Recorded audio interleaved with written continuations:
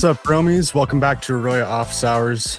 This is your source for free cannabis cultivation education. I'm your host, Cian, joined by our Director of Applied Technology, Jason Van Leuven. And today we've got a special guest for you guys. We're going international. We're joined by Kearny Attard, founder and director of cultivation at 507, which is officially a CHRA 009, one of Malta's premier cannabis harm reduction associations. And here's what makes this conversation a little bit unique. Malta became the first European Union country to fully legalize adult use cannabis back in 2021. That's right while most of Europe was still figuring it out. Malta went all in all at once. Kearny's story, though, isn't just about being in the right place at the right time. It's about building a very high-grade cannabis operation from scratch on a tiny island nation, navigating regulatory hurdles that made him pivot his entire business plan, and now working to export genetics across Europe, South Africa, and Panama. He's partnered with Julian Laurie and is building an international genetic strategy that could reshape how we think about cannabis breeding in legal European markets. We're covering Malta's unique regulatory landscape and what it's like to be first to market in new territory. The licensing journey that forced Kearny to completely rethink his facility plans and how 507 manages to maintain their high-grade cultivation standards as a social club model. The international genetics strategy that's going to take place with Julian, and what American cultivators can learn from European cannabis reform. Get your notebooks ready, everybody. Let's go for it. Kearny, welcome to the show. For our growers who might not be familiar with Malta or the European cannabis scene, let's start from the beginning a little bit and tell us a little bit about yourself and kind of how you came to be in the position that you're in, starting this business in Malta. Yes, thank you for the opportunities, guys. I've been following this podcast for a while now, so it's an honor to be here. My name is Kearny Attard. Raised and born in Malta. And basically, I was introduced to the cannabis industry 8 years ago. The cannabis industry, for me, was something that gave me important movement in my life, that gave me the opportunity to express what I'm doing today, basically, 8 years ago, my life was in a very, very, very wrong path. And due to my conditions like depressions and ADHD, the traditional medicine wasn't an option. And fortunately enough, I was introduced to the CBD. And after a week or two of consuming CBD, I was lucky enough to recognize the potential of this plant. So that's how I was introduced to the cannabis in January. So this was I think in 2012, I was lucky enough that in 2012, I was introduced. I started doing my research and I opened my first head shop after 6 months of being introduced to the CBD. And that was my lead way to cannabis, basically. After that, the legalization of medical cannabis happened. It was in 2018. And I decided to go all in and start exploring further on the industry, exploring more the industry. We're talking about how companies works, how operations happens. I wasn't even getting into the growing per se. So I was touching base how a medical company operates and what it's needed to get a license in Malta. So that was my first introduction to cannabis, mainly. I was lucky enough that I started meeting a lot of interesting people, especially from United States and Canada. And I started growing my network. I had a project, was taking off in 2019, and this was a 7 million project in the medical cannabis. I was the person that I was in charge, and I was connecting the dots between this Canadian company and the Maltese government. But unfortunately, like any other projects, it went sideways and the investment went went really sideways that eventually we cancelled, and I ended up in the industry without an option, basically, you know.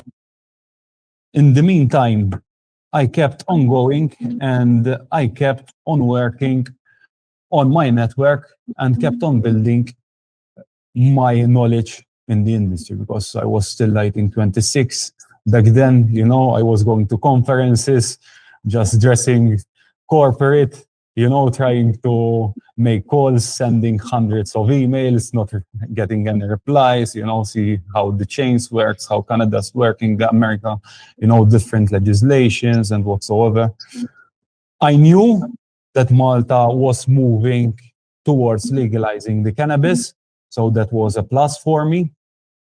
And I kept on going forward with my mission, with my vision. Obviously, what I wanted from that day that I tried the CBD, and after 2 weeks, I was getting my life back. I decided to dedicate my life to cannabis and to my journey towards this industry. In 2021, Malta legalized the cannabis industry, and it was something big. BBC, all European news went like public. It was on the headlines. And then the real work that I did the past 5 years all started to come to fruition, you know, because then you start meeting the authorities. The authorities, they look at you in a way that they say, this guy did his research, you know, and everything started to fall into place after those 5 years of me doing the research, basically. That's awesome. It's a really interesting story to kind of see how you handled that big roadblock when the Canadian company didn't manage to continue their investment into the Maltese space. You know, lots of people I've seen over the years who didn't necessarily have a big passion for what they were doing, hit a roadblock like that and didn't set foot back in the industry again.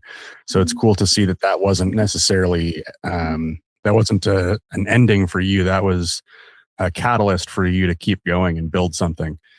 That's really interesting.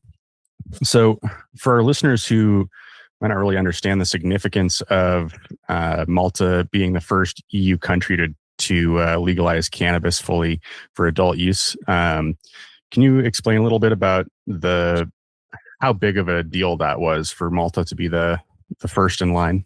First of all, the medical was very important for us, because that gave the lead. Like any other legal markets, first they start with the medical, and then they will follow through with an adult use program or legislation. It was very important, and many recognize the importance of Malta getting the first legal framework in Europe. Many talks about Germany and talks about other countries that implemented some kind of pilot projects. But I believe that Malta, giving the position and giving the timing when it implemented its legislation, it was something really important, not just for Europe, but even for other countries outside of the European Union that wanted some kind of guidance. You know, basically the authorities and our policymakers, they created something from nothing. You know, like they created the social clubs, you know, they created this idea that you can grow at home, you know, and they made this happen. In 2021 was just the beginning. In reality, we started growing in our homes. The big boom started. All the shops started making a lot of money. All the shops started popping all around Malta. Everyone started buying seeds. Everyone started like smoking, not freely, but it wasn't more conservative, because we need to keep in mind that Malta was a conservative country before, you know, so we weren't that open towards cannabis. The legislation to take place, it took around 1 to 2 years.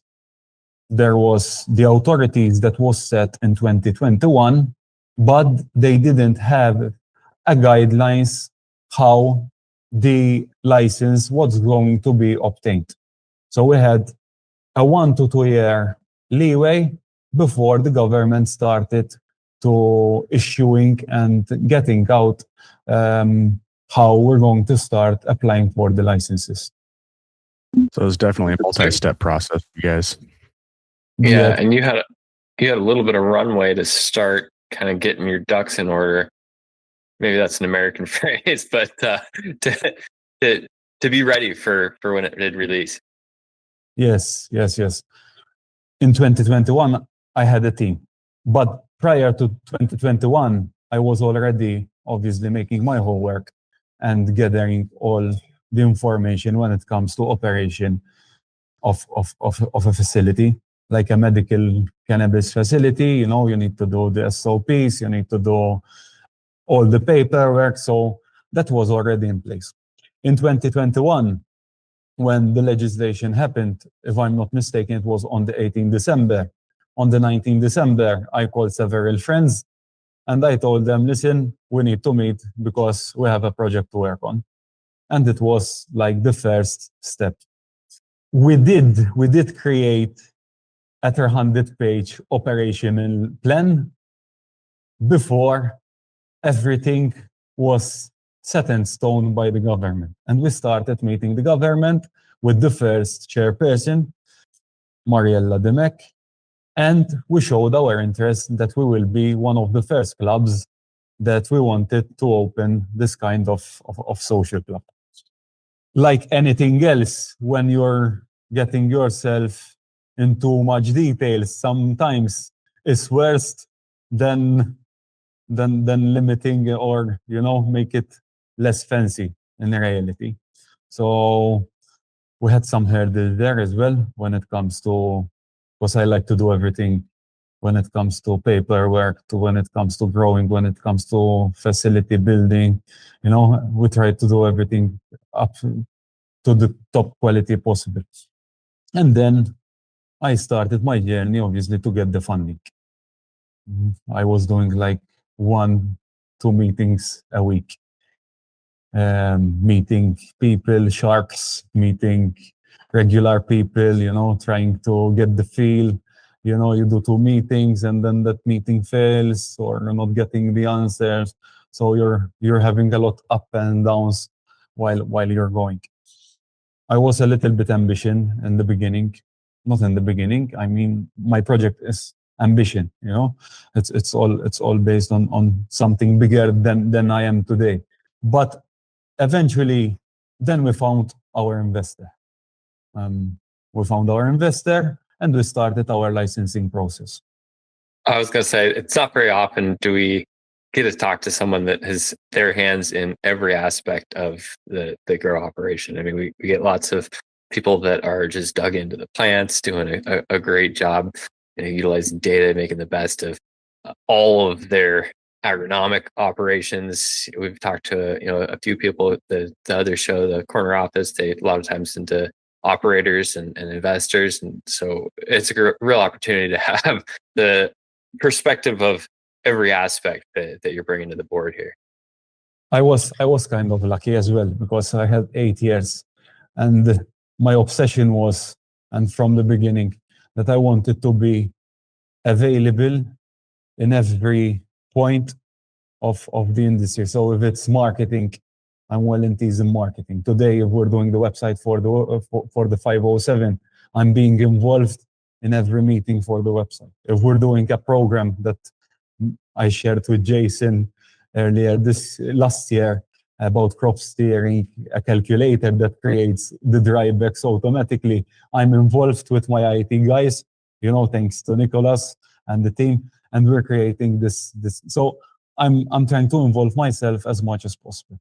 But I was lucky because I had the time and I wasn't chased by investors. I wasn't chased by time or by money. I was doing my construction on the side. So I had a construction company. I started in construction at age 16. At age 18, I had 10 people working for me. At age 22, I was like building and building my construction company. But that didn't make me happy, and I was looking for something more special. And thanks to cannabis, that was something that I look up to every day, mainly. Absolutely. I think it's kind of like what Jason said. You have a really broad amount of skills and abilities that you have gained through being involved in so many different parts of the industry as you've gotten your business up and running. And I think it's a really special thing, because kind of like what Jason said, we don't see that many people who are doing all of it themselves, who are involved in every aspect like that. And I think that it probably lends you to have some different perspectives on choices that you make than people who are, completely stuck in just one section of the industry. And I'm kind of curious, Malta is a pretty tiny island nation compared to lots of the European markets that are nearby. How does operating in such a small, concentrated market and being on an island like that affect how you approach what you're doing in your cultivation? Because I would imagine there's probably some really, really strict limitations to how much you can sell beyond just what you're allowed to sell. There's only so many people on the island. Yes, so there isn't enough. So cannabis in Malta, for now, we're way, way, way behind to achieve that saturation point. And I tell you 2 reasons. The first reason is the quality, whether it's in the black market or whether it's legal market or medical market. The quality of the weed, for me, to saturate a market, you need to have at least 60 to 70% of the market with good weed. That is saturation for me. Because if you go out there and you find, like, from every 10 grams, 1 gram that's up to standard, for me, it's not part of the saturation.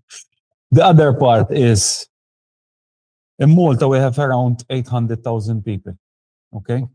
And with a study that happened 6-7 years ago before the legislation, okay, there was predicted of 80,000 that they smoke on a regular basis. Taking the consumption of 22 grams per month, you need to open 160 clubs of 500 members.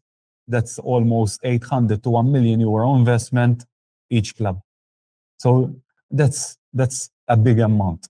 At the moment, we have around 35 to 40 clubs operating. 30 they are selling. Those 30, only 2 or 3 there is from 500 members. The others are 100 members to 150 members. So when it comes to saturation and when it comes to the market, it's not saturated. It's not commercial model, so it's a non-profit model. The club is being run by founders and there's the members in it. But eventually, it's a very interesting market. When it comes to growing, I grow the same as I always learned from, like, my mentors and from facilities that I follow and from people that they commercially grow. So anything we're doing in the facility, we're doing the same, like literally the same. We're doing crop steering, If we're doing cycles of crop, we're doing the cycles, But obviously on a smaller scale and a more controlled scale, basically. You don't have the commercial side to it. I'm curious about that, the CHRA model.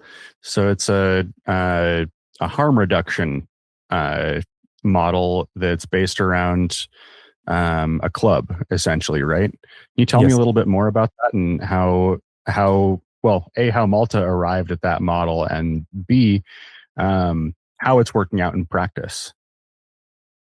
First of all, There is already something similar, and it's in Spain, but it's in the gray area. Okay. The model there is in Germany. It's replicated on the Maltese market. Okay. So to get a license, you need to be a Maltese resident for the past 5 years, and you need to be 3 founders. You get a license on a non-profit organization entity. So once you get the license, then you can start produce and start sell to your members. The license is renewed yearly, and we are well observed by the authorities. There is the authority, AROC, the authority for harm reduction, cannabis clubs, and basically they oversee. They are like the metric in a way of our industry. They give us the guidelines. They come check. We give them like monthly reports, yearly reports. They come to audit the process, how we're doing. So they overlook all the process when it comes from seed to sale.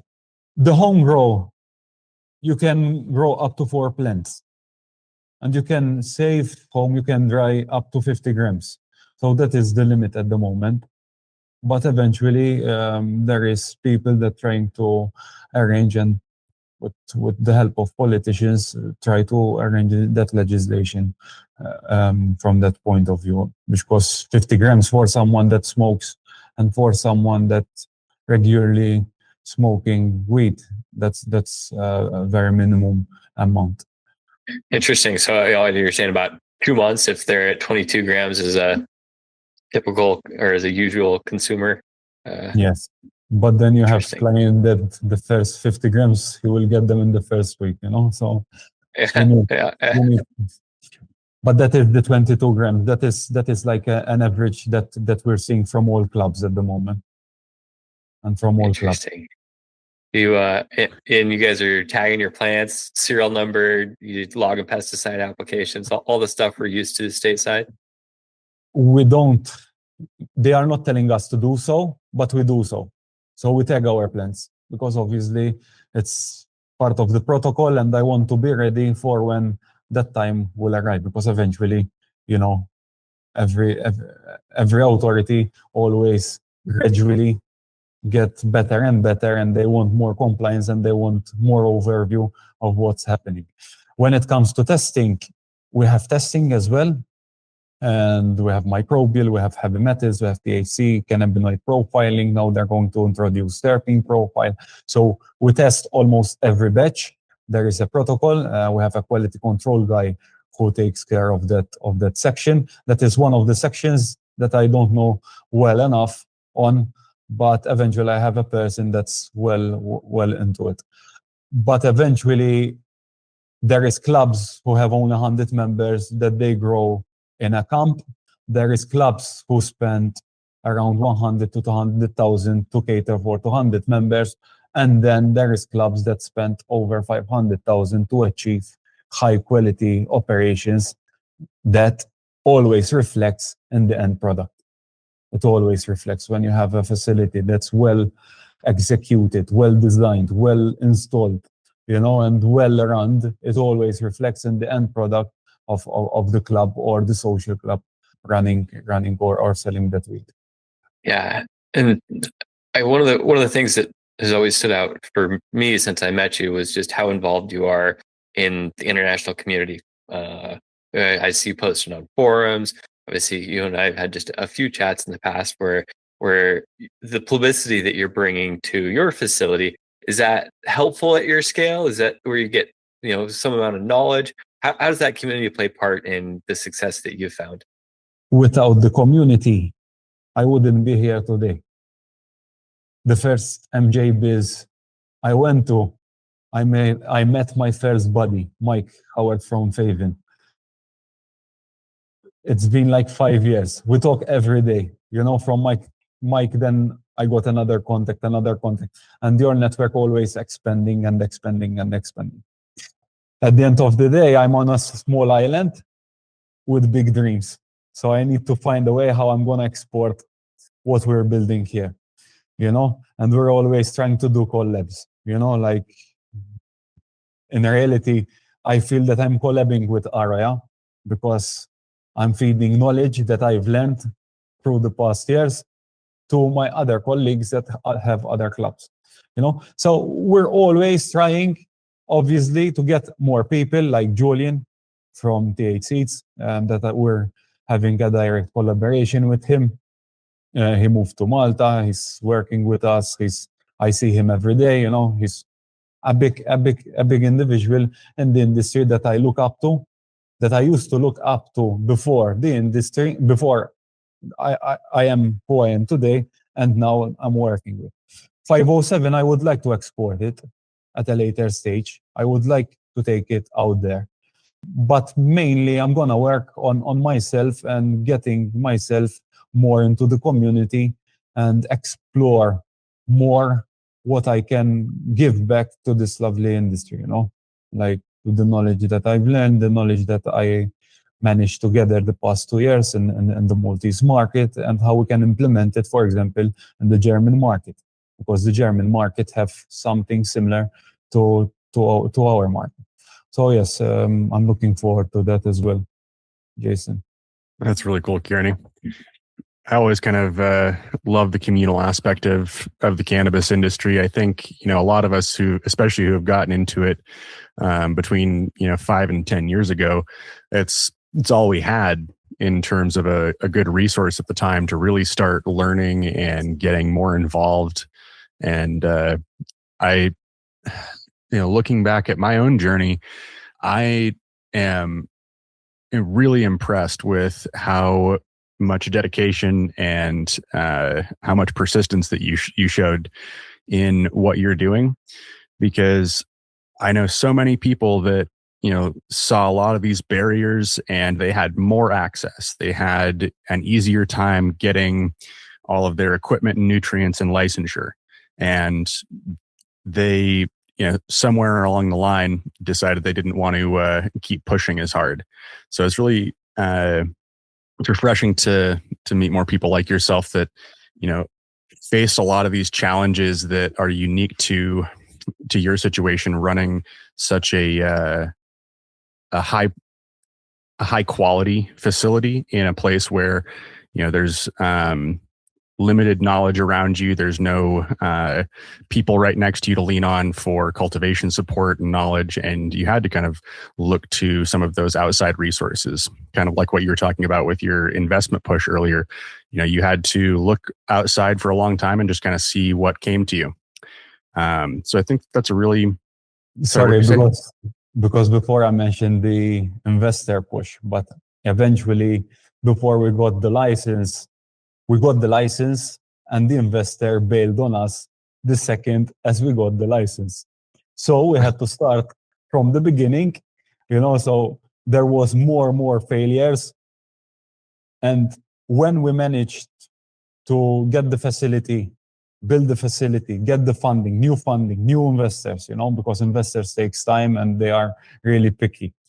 And then when we got the go-ahead to start cultivating, I called my team and I told them, listen, all the challenges we faced will be nothing towards what we're going to face in the coming 3 months. New equipment, new facility, new team, new genetics. You need to start from seeds. You don't know how the light is going to interact. You don't know what's going to happen. New ACs, like all these problems after all those problems that you had before you get your actual go-ahead and the authorities tell you, listen, you're ready to play, So that's why I told you regarding the investment. Yes, we had a 1.2 million investment, but then we had to downscale our facility for us to achieve what we had to achieve, basically. I think that's kind of what I mean. You have a lot of unique challenges that you face starting a facility in Malta, and I think it's really very inspirational to see how your team and yourself have time and time again faced these challenges and then got right back into it and are ready for the next set of challenges to come down your way. In that, I want to kind of talk about, you mentioned, exporting some of your successes and knowledge a little bit at this point. It sounds like, based on what we're talking about, you are getting into a genetics partnership with Julian. Would you be able to tell us a little bit more about your upcoming project and kind of what that looks like? Yes, we have two sides of our partnerships. So basically, we have the first one. It's the consultation phase. I do consultation myself. I do designs. I do HVAC designs. I do air designs. We do light maps. We are like an official partners with Ting-Row lights. So we have a lot of things going on another side project. Me and Julian, we're gonna do the consulting sites, and we're going to build a small genetic project venture, that I believe it's well needed in the industry, especially for markets different than the American market, because we see a trend that genetics always lean on the American market, obviously, because it was the market that is leading the way. We believe that the market and the norm is going to change in the coming few years. And we believe that like food, like drinks, like whatever, like clothing, in different countries and in different regions of the world, that's different. So we're going to be working on some genetics. We're going to do pheno hunting. We're going to do like SOPs for those specific genetics. So we will have the data on the irrigation, the data of the lighting, the data. So if you're going to buy a genetic from us, we're going to give you a full data report on the genetics. Today, if you make it, and we would like to implement that data strategy as much as possible. I met Julian, 3 years ago, and I met him at Cannabis at the booth. And so there is a big difference about reading on someone and actually talking to that person, So when I went there and I was talking to Julian, and we discussed our idea first, because mainly first I pitch my idea, and then we see what goes between the collab, because we started with a collab with the 8 seats, Eventually, today we are partners. There was a vision. I told him of my vision, and gradually we build ourselves and our communication, and we're always expanding and tapping our ideas to be more of benefit to the community, basically, because we saw a trend here in Malta that the old strains are still in trend, like you see people coming to the display, White Widow, they have White Widow, Lemon Skunk, they have Lemon Skunk, so every market is different. So we're trying to cater for that kind of niche.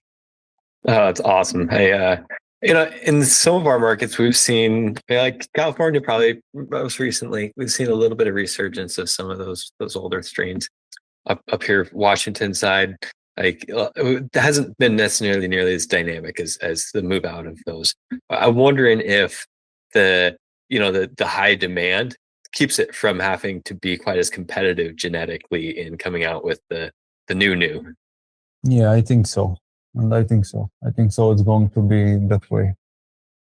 I think, but it gives you a good opportunity to break that out and be on top of that competition once some of those saturation levels do it. Of course, get closer to saturation.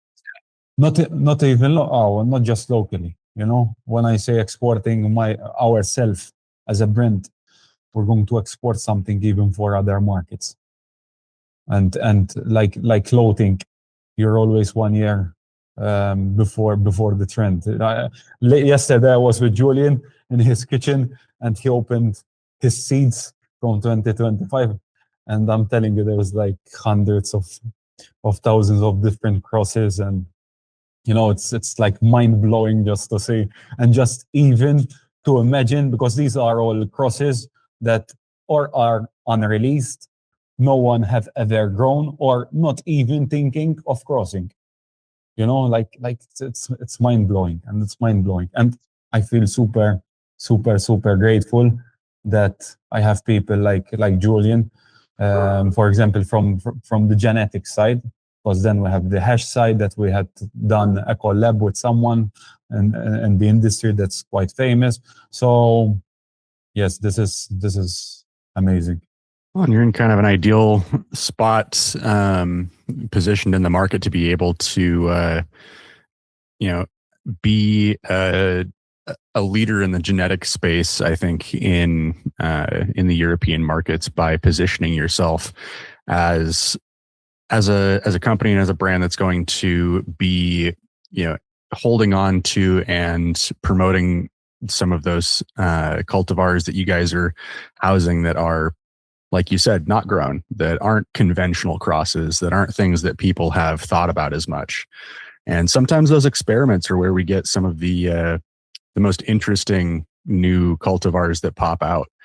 It's not always the big names that are widely circulated. Sometimes it's something that was relatively unknown. That, and I'm a really big fan of conserving the amount of genetic diversity that we have left.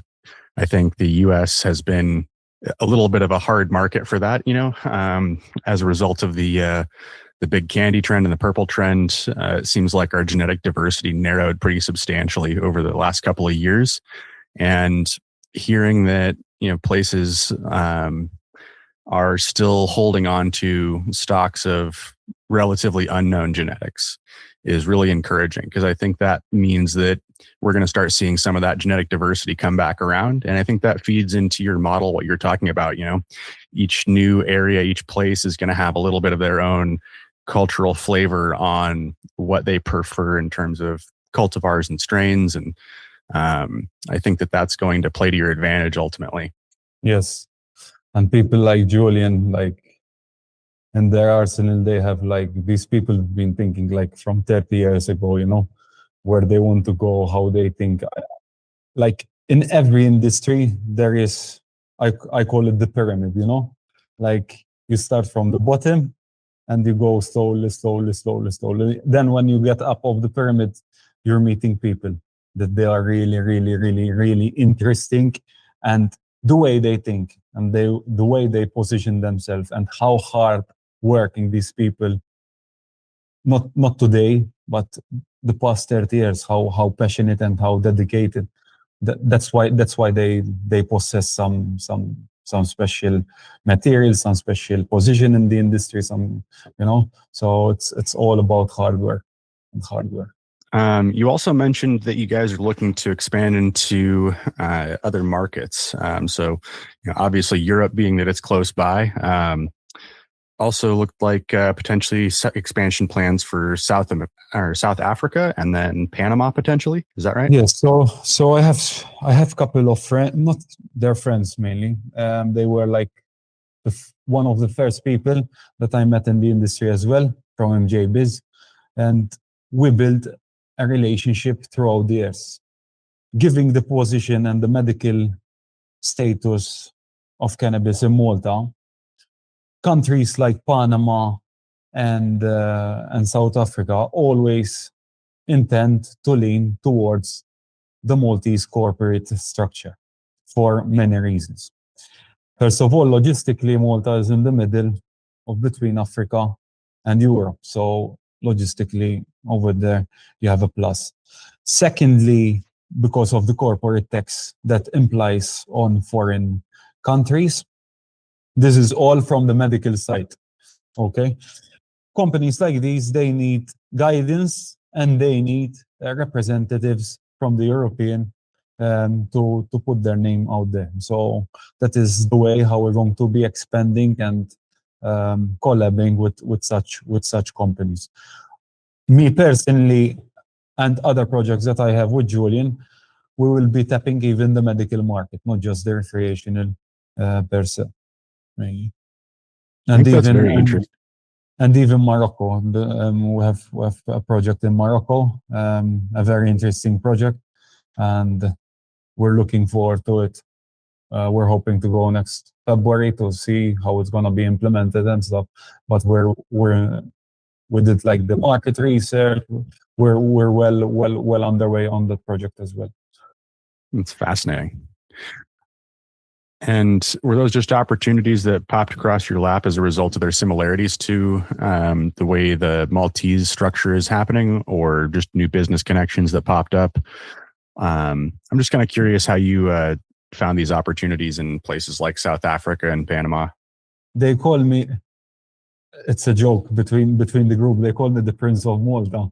There is this joke that, everyone who visits from abroad, they call me to take care of them. So mainly, many of the time, the network builds throughout the years, but one leads to another, and one leads to another.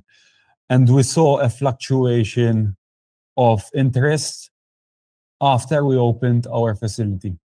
When people start to see the operation working and everything syncing together, and not just talking and not just explaining what we're doing, but actually we're implementing those strategies, then people start giving credibility and starting being more tangible on the collabs and what we are being offered, mainly, That's super interesting. Do you guys think you're going to be potentially also exporting some of the genetics that you guys have been working with that we were talking about earlier to any of those locations as well? Yes, that is something on the pipeline. We're trying to pheno hunt, and we're trying to get everything under control, and we're going to have different lineages and maybe finding that unicorn that everyone is looking for, but eventually we believe that there is some really interesting genetics that could be even being an important role when it comes to genetics in Europe and globally, mainly when it comes to medical and even recreational. I'm a little curious on some of your pheno hunting details here. You're welcome to divulge or not. How many seeds are you popping and how often? In total, at the moment, we had, I think, 12 different or 12 to 14 different phenos. Okay, we popped around 2, 4, 6, 8, around 1,000 seeds, I think, in total. Okay, we had some really interesting crosses. Last Sage Melonsicle with Amarello. We had Honey Banana with Amarello. Like, we had some really nice crosses. We had Moroccan peaches with bubblegum. It was really interesting. People liked it. It's fruity. Yeah, like with Julian, the sky is the limit, Like, he's way ahead. But yes, when you're pheno hunting, I'm just looking for the taste, maybe how the smell, or Julian is getting more into detail, how the plant structures, what's gonna be next, how he's gonna implement the next strategy towards that lineage. There's more into it than just smoking or seeing the flower. So there's much more technical details that Julian gets into, thanks to his experience and hard work that he's been doing in the garden. Awesome. That sounds like probably some of the most fun. It sounds way more fun than dealing with authorities and regulations stuff. Definitely. Sometimes I stay late at the office so I can enter with the plants alone, and you don't have all the noise. My mobile doesn't stop ringing. You can imagine, But eventually, that is the gratitude, and you say, listen, we're doing something special here, Yeah, I mean, it's a great example. Right now, you're getting close to 7 o'clock your time, local Malta on a Friday night. I was feeling bad to keep you around the office that late. Thank you for having me. I'm still working, and still there's a team behind me, like, because something to keep in mind, Jace. you're popping all those seeds and you're trying to do crop steering and you're trying to keep all the room in check when you have 80 different seeds in one zone and you're trying to take all the averages of all the runoffs, so it's really, really, really challenging. You're controlling the light spectrum, you're having different fluctuation when it comes to AC, different, and it's crazy, when it comes to all of this, all the work. It takes a lot of work. That it does, but I gotta say, I feel the exact same way about getting to the end of a day and being able to be the last person out of the garden, just sit there quietly for a little bit. That's the closest thing I get to being able to truly meditate these days myself. Yes, I agree. I totally agree. Well, I kind of wanted to touch on one more thing here. One thing that caught my attention is that you have set your entire business up from this perspective of preparing for what's coming. And I think, in the United States, largely there has been a lot more reactivity than proactive planning. And I'm curious, what you think is potentially coming down the regulatory pipeline that other cultivators in other markets might be able to learn from you. Because it seems like you're doing a really good job at paying attention to the horizon and figuring out what's coming at you before it's there. I think the aspect of doing everything in balance. So if you're doing an investment, you do it in balance. If you're doing a decision, you're not just thinking about how much money we're going to do. You're doing decisions steadily, so you can, on the long run, on the longevity of the project, you're sustaining yourself. If you're choosing a light, make sure that light, you're not going to change after the first crop, because you're not just changing the crop. You're not just losing one crop. You need to put construction in, so all these small decisions, like daily decisions, are very important. Virgin Airlines, if I'm not mistaken, they have this hybrid aeroplanes that they can change the seats of their aircraft as fast as possible. I keep that in mind when I'm building my facilities, for example. If I want to change the tables, is it easy to change my tables? If I'm going to do an alteration, is it easy to create that alteration? Because remember, I had a 1.2 investment, but I downscaled the project. So I have the next 4 phases already on paper. I know from the material from where it's coming, So this decision when it comes to operations and how it's going to be implemented. When it comes to genetics, choosing your genetics, what you're going to do, how you're going to do it, when you're going to launch it, how much different genetics you're going to have. Do some research on the market, always doing the research. I think those are very important. Doing everything in balance. It's important to go all out on what you're doing, but always keep in mind about the balance. I think not only for the European market, I think in any scenario when it comes to cannabis, in my opinion. I think that definitely rings too, especially now that the United States has rescheduled or is in the process of rescheduling cannabis from Schedule 1 to Schedule 3. I think that's going to create a lot of increased regulatory pressure in the United States that is going to cause a lot of people to have to rethink their strategies. And the people that have been counting on it and making the prediction that increased regulatory scrutiny or increased scrutiny on their genetic lineages, things like that, are going to be coming around the corner, are likely going to be the winners of that race as we see those developments take shape over the next few years. Yes, for sure. Well, jostle it out of there, man. I think I know what it is. So I was curious, what's selling the best in Malta these days?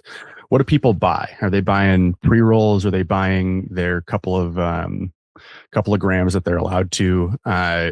where is the preference in your market? There isn't a blueprint of what's being sold. Unfortunately, the market is still being sold on THC and indica strains. So the higher the THC and the label of indica, that's gonna be your favorite seller, and price-wise as well, in combination. But we are trying to implement a knowledgeable program, and the way that our bartenders are selling their product, we're trying to start by saying the lineage, and we don't give, it will be on the menu, but verbally we don't say it's an indica or a sativa, and we don't mention THC. We're going to start giving even courses to our bartenders, so they will be more equipped and educated, because those are, at the end of the day, the forefront of your business. It's selling your product. But I think bag appeal, it's getting more and more recognized by the market. We had a cross, an Amarillo cross. It was all, I posted a LinkedIn video. The bag appeal of it made it sell a little bit more than the previous strains. We need to see exactly how the market is going to mature, because when you have a market that's maturing, it's going from THC to terpenes, from terpenes to back appeal, from back appeal to via purple flower, and all these new craze, But once you start making a pattern, I think the patterns are very important, even to predict sales and what to sell and what are the new genetics to put online, basically. That's it's interesting that it mimics so much of what's gone on over here in terms of taste preferences and kind of how that has evolved over the last few years. I mean, it stands to reason, I suppose, if you're running a really similar line of genetics in a lot of ways to what you've seen in a lot of other areas, it's going to follow a similar taste preference guideline in your clubs.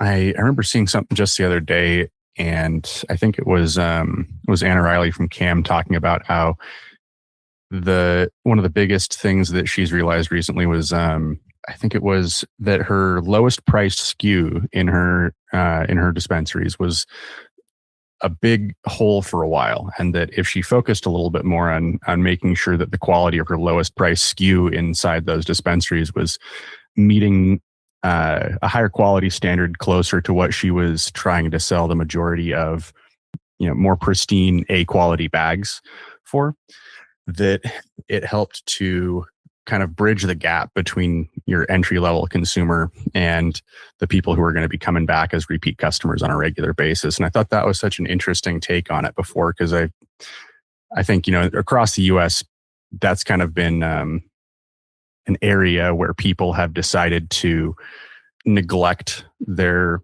lowest price offerings. And I'm curious how that idea sits with you, thinking about Malta. Something that I recognize as well is the black market. Sometimes the people who buy from the black market are well more knowledgeable than the person that enters your dispensary.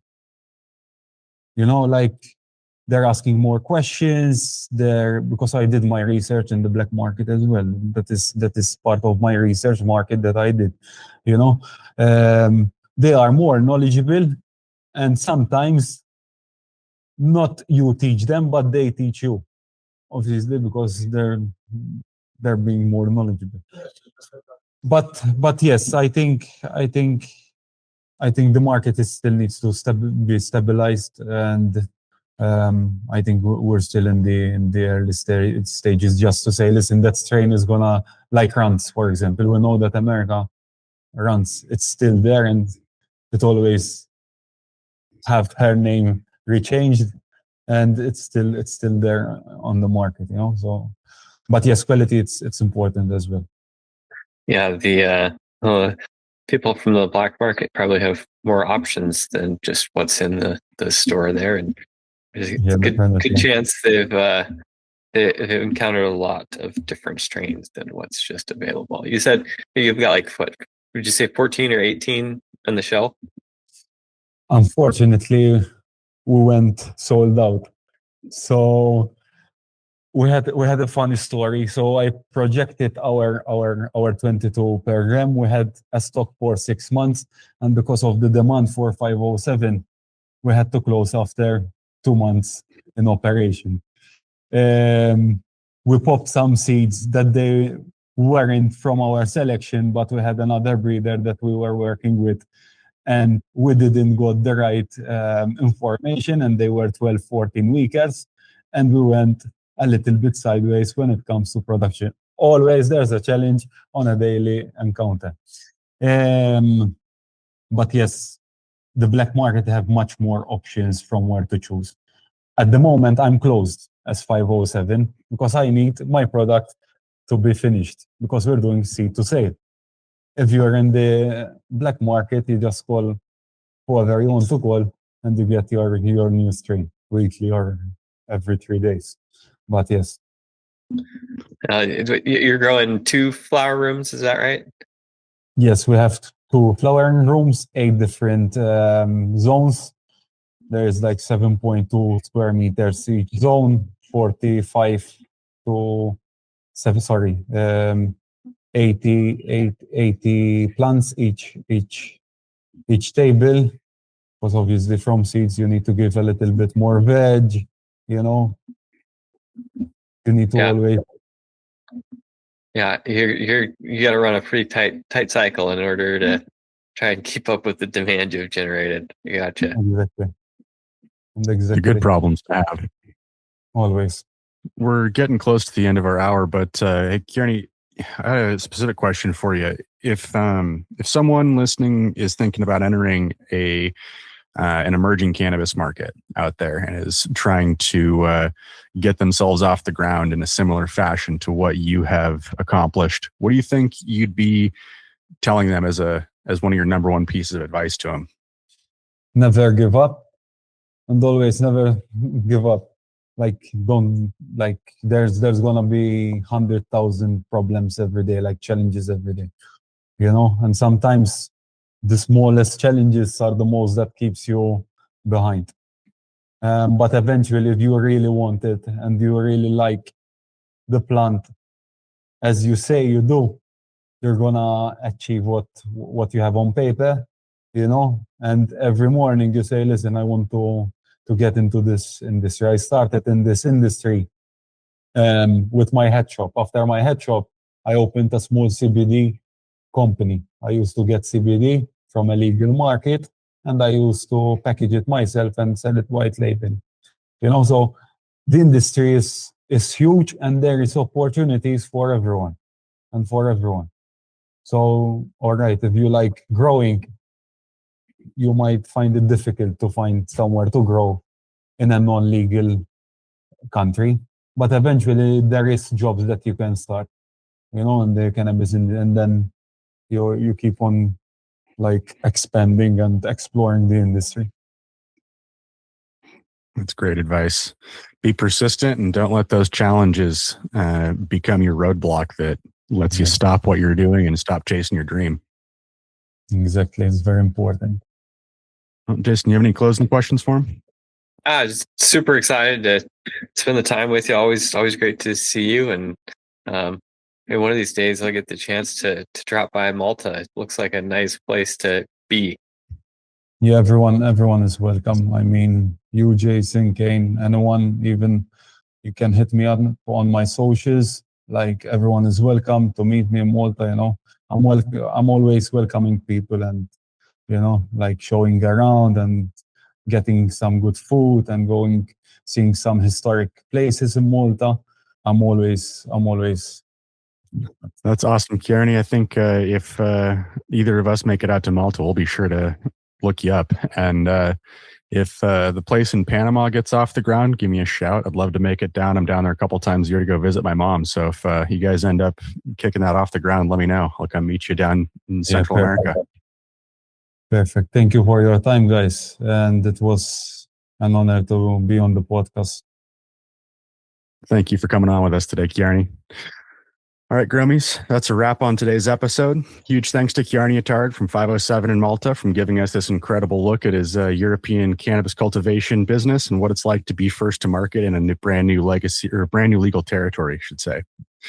If you want to learn more about Arroyo, please contact our sales team at sales@arroyo.io.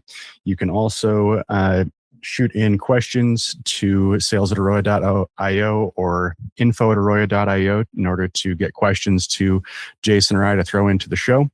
If this episode has helped you think about your potential plans for cultivation businesses that you might be starting up in emerging markets, hit that like button, smash and subscribe if you already haven't already, and share this with your crew.